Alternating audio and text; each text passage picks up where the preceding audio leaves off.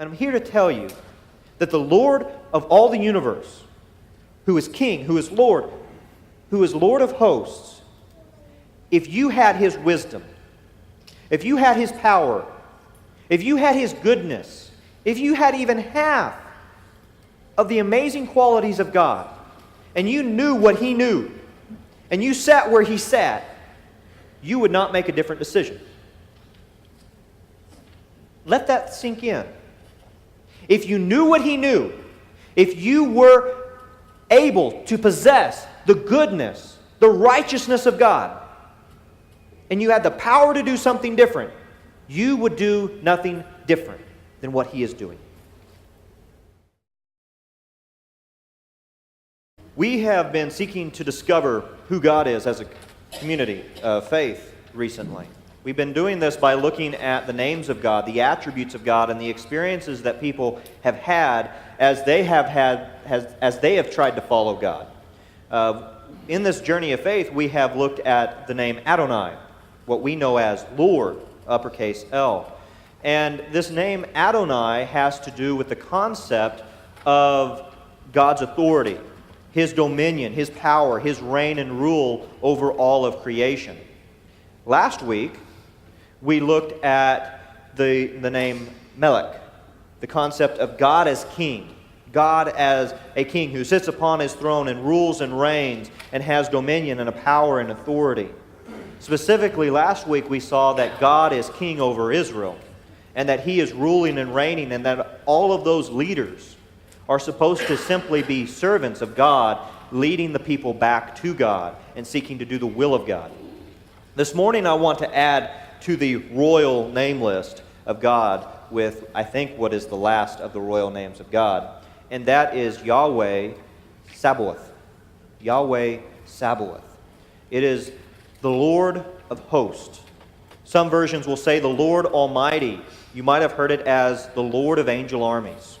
This is the God who has power, who is able to go out and to fight, who is able to empower His people to do what He's called them to do and to carry out the tasks assigned to them. This is a God who does not just sit upon a throne, who doesn't just bark orders, who doesn't just sit arrayed in splendor, but He is actually active in the affairs of men and women. And I think there's a lot that we can learn this morning as we look at this concept of God. If we think back to last week's lesson, this week's lesson kind of begins at the same spot. Samuel's parents had a tradition. They would go to the tabernacle every year. And the scripture says in 1 Samuel chapter 1, verse 3, that they went to worship the Lord of hosts, the Lord of angel armies. That's who they went to worship. That's who they went to praise. When Hannah was pouring out her heart to God, when she wanted a son and she was making a deal with God, I will give him back to you. I will let him serve you all of his life. Just let me have children. She prayed to the Lord of hosts, a God that she understood would be actively involved in her life and could and did have the power to do something about her element.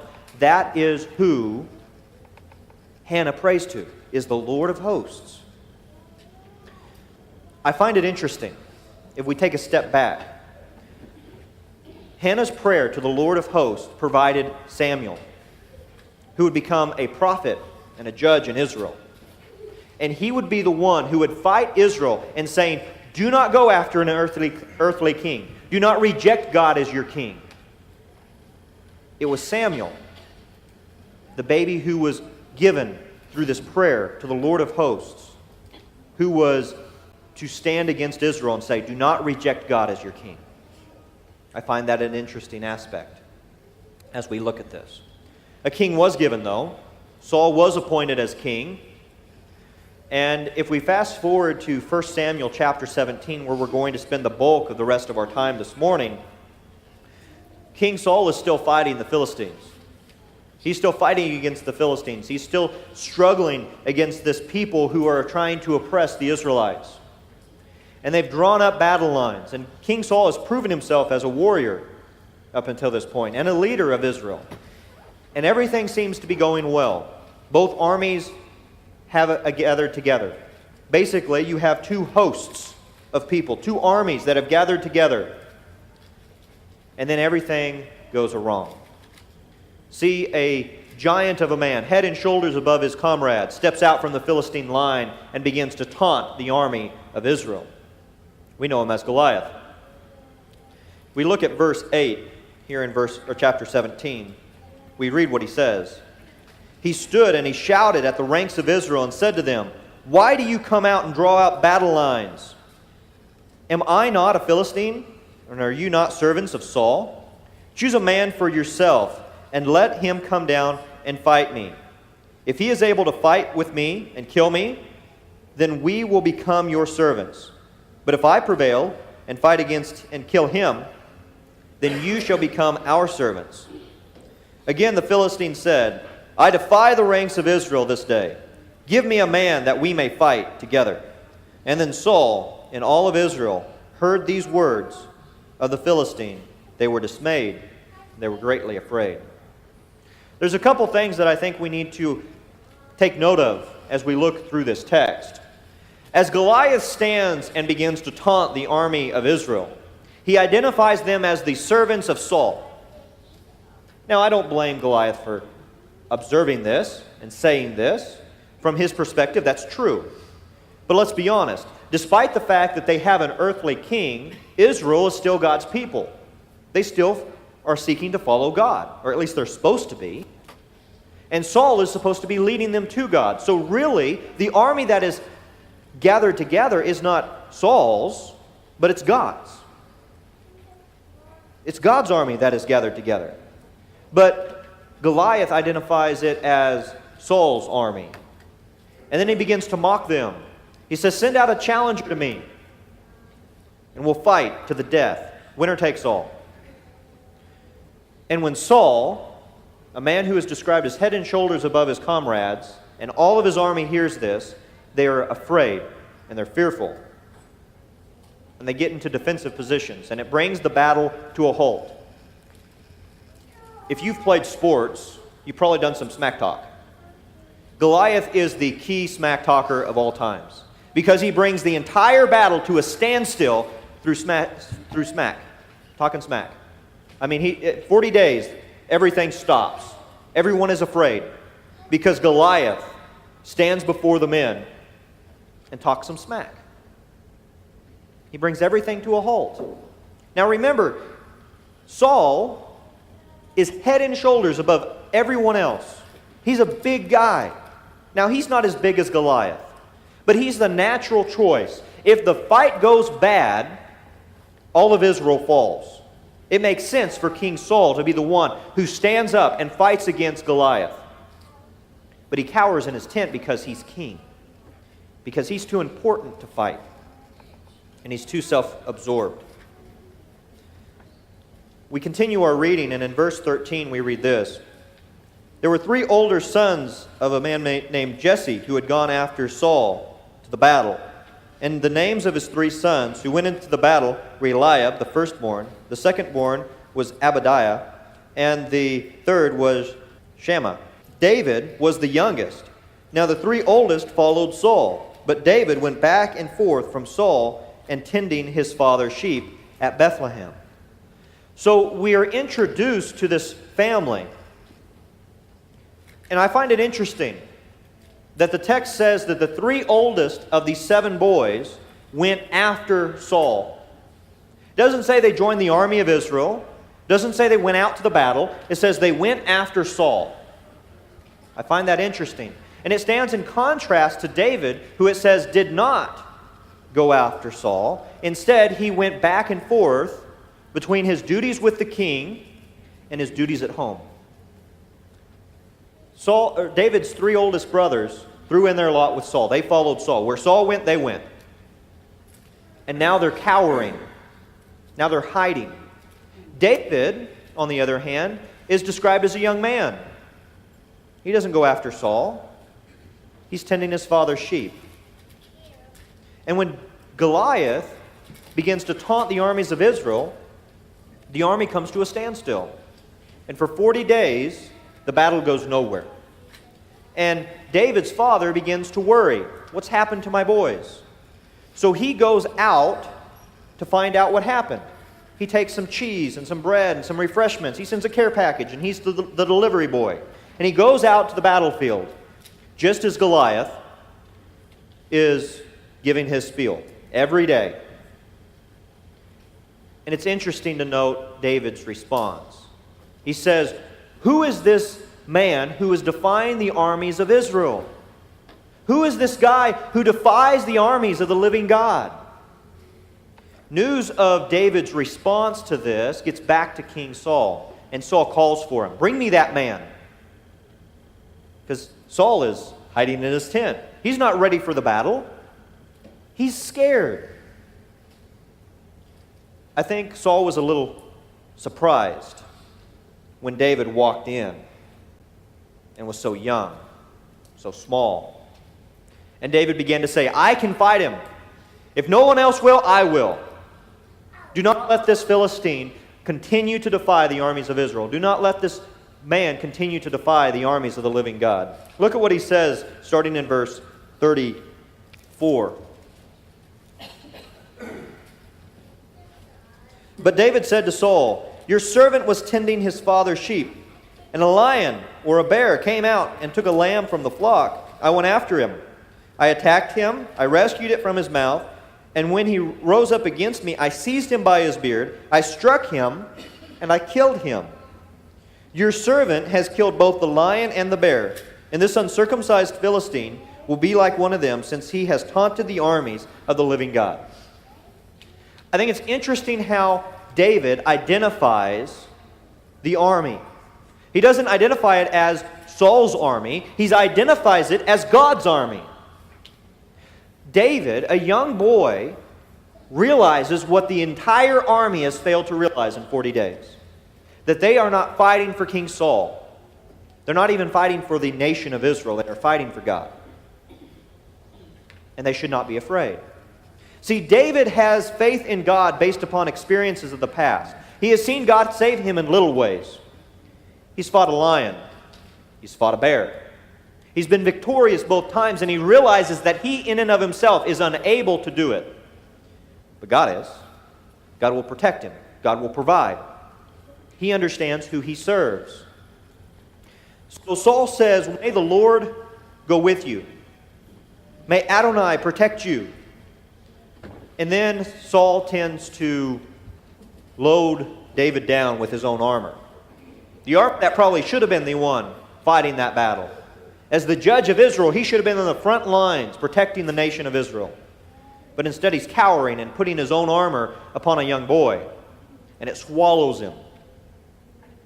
Even if David was man-sized at this point, Saul's armor would have swallowed him. Because Saul was a big guy. And David says, "I can't wear this. I can't wear this." So he picks up 5 smooth stones and he goes out with a stick in his hand, and he goes out to address Goliath. Goliath is insulted. He's insulted. A little boy comes out with a staff in his hand, a little shepherd boy, sling around his arm, satchel behind him. A rock might be in one of his hands there by his staff. And Goliath says, "Am I a dog? That you send a little boy out here with a stick to deal with me?"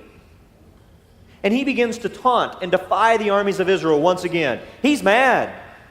This is an insult. He's going to be just as easy as anyone else to kill. But really, you're going to send a boy to do a man's job? Notice, though, how David responds. Look at verse 45 with me. "Then David said to the Philistine, 'You come to me with a sword, with a spear, and with a javelin. But I come to you in the name of the Lord of hosts, the God of the armies of Israel, whom you have taunted. This day the Lord will deliver you up into my hands, and I will strike you down, and I will remove your head from your shoulders.'" David's got it, right? I mean, Goliath has been talking smack the entire time, and here comes David, and he's able to just stand his ground. But why? Because David understands that he serves the Lord of hosts. He understands that the God of angel armies is on his side. And God will deliver this Philistine into his hand, regardless of his size, because God will not be defiled. God's army will not be defiled. So the battle ensues. The rock is loaded into the sling, and David lets one fly as he runs towards Goliath. And I think much to Goliath's shock, it hits him square in the head. And the Bible says it sinks in, and he falls. And then David walks up and pulls the sword out of Goliath's sheaths, and he cuts off Goliath's head. And the entire army of the Philistines flees. It's an amazing story. And the reason that it turned out the way that it did is because David understood that he served the Lord of hosts. He served the God of angel armies. And he knew that God would protect him, God would provide, and God would deliver this Philistine into his hands. Not because of anything that he did, not because of who sat on the throne of Israel, but because who sat on the throne of heaven and who he served. Now, if we haven't quite got it yet, I'm going to talk once more about one of my favorite passages in all of Scripture. And a couple weeks back, my videos didn't play, so you get to see some of the small clips of the videos during this. Isaiah had to learn this lesson the hard way. In Isaiah 6, as he recounts this, he says, in the year that King Uzziah died, in the year of King Uzziah's death. Now, let's stop there for a moment. Who's Uzziah? Well, Uzziah was a young king of Israel. He was a young man when he began to rule and reign over Israel. And for the most part, he was a good king. They had prosperity and peace under his reign. Now, he got a little prideful in his later life, and he went into the tabernacle, into the temple, to offer incense to God by himself, on his own. And God struck him with leprosy. But in the year that this great king of Israel, this king that had brought prosperity to Israel, died, Isaiah seems to be in the temple, mourning, grieving the loss of this great, wondering what will happen when the son takes full control of the throne. Let's continue. In Isaiah chapter 6, starting in verse 1, in the year of King Uzziah's death, I saw the Lord, he was seated on a throne, lofty and exalted, and the train of his robe, it filled the temple. Seraphim stood above him, each having 6 wings. And with 2 wings he covered his face, and with 2 he covered his feet, and with 2 he flew. And he was calling to one another, saying, Holy, holy, holy is the Lord of hosts. The whole earth, it's full of his glory. And at the sound of their voices, the foundation of the threshold was trembling of those who called out, and while the temple filled with smoke. What an amazing story. Isaiah is there in the temple. He's worshiping God. He's pouring out his heart to God. What are we going to do without a good king? And he sees God, high and exalted on his throne, beautifully arrayed. And the train of his robe, just that little edge of his garment, it fills the temple. The temple can't even hold the trim of God's garment. And then there's these seraphim, these fiery ones, 6 wings. And with 2 they cover their faces because they cannot look at God's presence. And they cover themselves because they are in the presence of God. And they hold themselves in the air because they cannot stand upon the ground of God. These creatures that were designed by God to live in his presence, to serve him day and night, are covering their faces, are covering themselves, and are holding themselves aloft. And all they can say all day is, Holy, holy, holy is the Lord of hosts. The whole earth, it's full of his glory. And at the sound of their voices, not of God's, at the sound of their voice, one of the most well-built structures in all of Israel is shaken to its foundation, and the temple fills with smoke. It's an amazing sight. I'm sure it was quite fearful. But watch what Isaiah says. He says, Woe to me, I am ruined, for I am a man of unclean lips, and I live among a people of unclean lips, and my eyes have seen the King, the Lord of hosts. In that moment, Isaiah understood something. As he stood in the presence of God, he understood that that was the King. Arrayed in splendor and glory and majesty far beyond anything that he could have imagined. Any other king on earth can't even come close. He stands before the King of all the earth. And he stands before the Lord of hosts, a God who is able and willing to be active in the affairs of men and to bring about the result that he desires. He's not just sitting upon a throne giving his thoughts, ruling from afar. He is actively involved in the affairs of men. What an amazing image that he had. So as we look at these royal names of God, I think we begin to see something. We see a progression here. Not only is God King, sitting high and lofty and exalted upon a throne, but He's also Lord. He has power. He has authority. He has a right to say and to make judgments. But He doesn't just make judgments. He doesn't just sit aloft. He is actively involved in the affairs of men.